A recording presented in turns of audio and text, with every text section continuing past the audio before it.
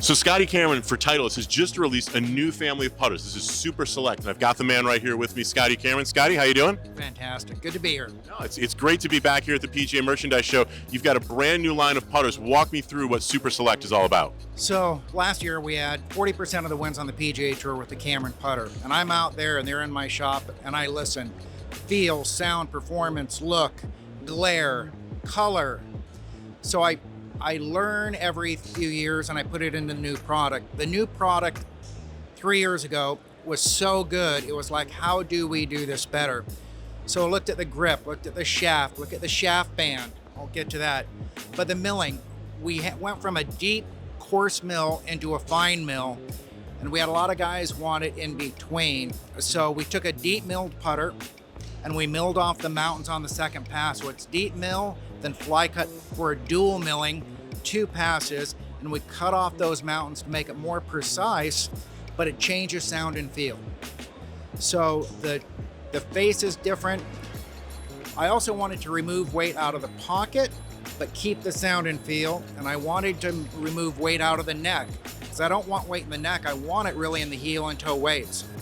So I have actually milled, David, the back of the neck, the front of the neck, and if you want to do a lie angle, it's going to bend at the weakest point, and I made sure that it was weak enough in this little notch, so it's going to bend there.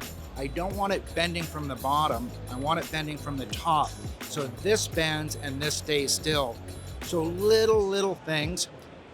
The cherry bombs in the back are gone, and I went deeper with the bombs in the back, but I keep the ribs in the back for strength and sound. But at the same time, going deeper into the cherry bombs, which are now silver this year, that removes a little bit of weight. You've removed weight in the hosel and the neck mechanism as well. What do you do with the weight that you're saving? We stuck it right beneath the weights here.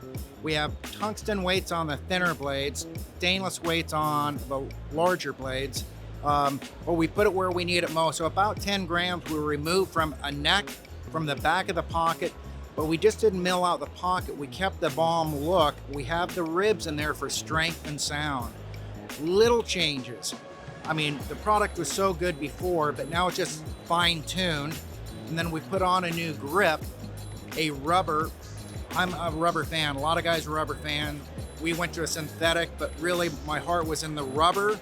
So a new grip, new texture for if it's wet outside. And down to the silly shaft band, working on a patent on that silly shaft band. Now, through COVID, you were able to have menus and do the little... Sure, with the QR codes. I put that on the back of Custom Shop, and I can change my message with your iPhone, or boom, I come up on a screen and tell you about the new product. So it's like information in a shaft band. Excellent. One of the more exciting things also about Super Select, I think, is that it comes, a couple of them, in a few different flavors in terms of sizes and things like that. Talk to me a little bit about the Plus models and how they compare and what your inspiration was for that. Well, we've had a square back, so let's talk Newport 2. It's boxy square, plumbing neck, and that came with a little slant neck for more toe flow. We had a square back that was quite a bit wider, almost mallet size. Had a lot of players say, hey, could we do it in between, a tweener size? And then the best name we could come up with was Plus. So it's a Newport 2 Plus, coming in 2 neck styles. So one for more toe flow and one for less toe flow. But it's a little more wider sole, easier to set on the ground, wider sole, sight line's a little longer, little more forgiving. So I was able to do that by stretching out the back. Then I stretched the top line, the second area, and the third. So it's not all in the back area, it's throughout the whole putter, so it flows very nice. So basically we have the Newport 2 that's the thinnest, Newport 2 Plus that's a mid, and then we have the square back that's the widest. So in those, we have 2 different necks per model. So it's just kind of the perfect size, perfect weight, perfect feel. So you talked a little bit earlier about the difference in the milling, and you referred to sort of the mountains, and I understand sort of what you're talking about. For people who may not fully understand exactly what goes into milling the face of a putter, can you sort of just walk me through the process of putting the pattern that people see on the front of the putter, how it gets created and what the purpose of that is? The milling, you know, I think engineers would say, well, we want it glass-like, we want it smooth. But we have found with leaving in these grooves or mill marks, it changes sound and feel. So that deeper those mill marks, we had a deep mill before and we had a smooth mill, we can tune in sound and feel. So basically it's looks like a big drill bit and it's flat and it's sharp. And we can make different passes through here. So we have a big gouging or hogging mill that we remove, make it a deep mill. Then we come back and cut off those deep mountains tops and make it smooth. Right, because as the mill goes around, it creates peaks. In between these sort of circular patterns, there's a peak, the mountain. It's still flat. It's still flat. Every peak is level, but those peaks, I cut those down to make it more precise to change the sound and feel. So effectively what you're trying to do here is create the feel and the sound of a deeper mill, but explain again what leveling off those peaks and those mountains is going to do. More precise, more precise. The deep mill gave almost like, it felt like there was a little dip in it.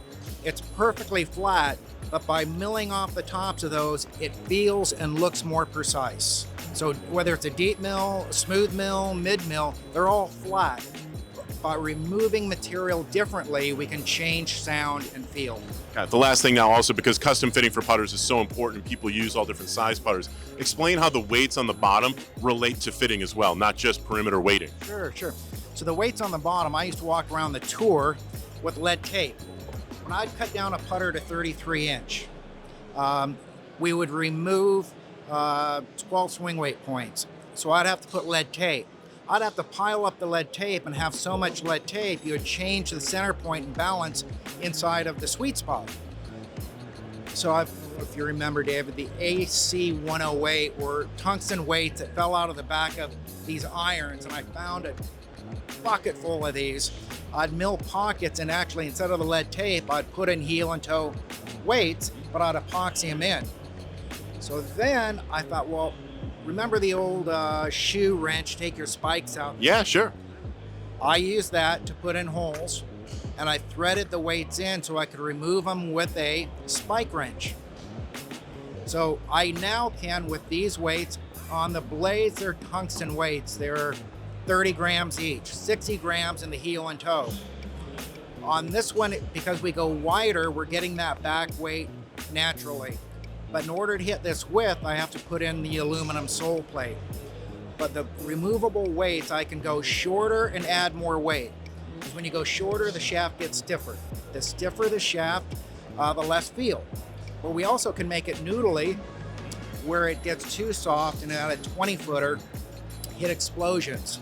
10-footers not so much, but when you release it, so we like to be at 300 to 350 cycles on a shaft, and we can hit shaft flex by removing or adding weight depending upon length and grip, because grip weight matters, head weight matters. Shaft flex is kind of the engine of the golf club. I believe in that.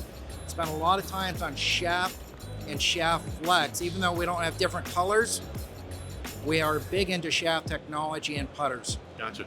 And how it relates also then to the length. People come in there, these are available in 33, 34, and 35 inch. A custom fitter may also play around with these weights to get the swing weight right based on the length too, correct? Absolutely.